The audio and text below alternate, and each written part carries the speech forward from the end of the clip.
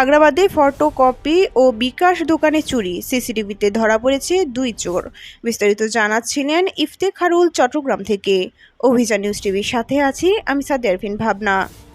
চট্টগ্রামের আগ্রাবাদ এলাকায় Seba photo stand printing and stationery suppliers নামের একটি ফটোকপি ও বিকাশের দোকানে চুরির ঘটনা ঘটেছে। গত বৃহস্পতিবার 14 মে বিকেল আনুমানিক 4টা 50 মিনিটে আগ্রাবাদ শিশু পার্কের পেছনের একটি দোকান থেকে 1,35,000 টাকা চুরি করে নিয়ে যায় 2 ব্যক্তি।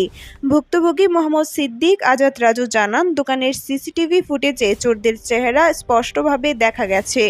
তিনি এলাকার ব্যবসায়ীদের সতর্ক থাকার আহ্বান জানান এবং চোরদের শনাক্ত করতে সবার সহযোগিতা কামনা করেন।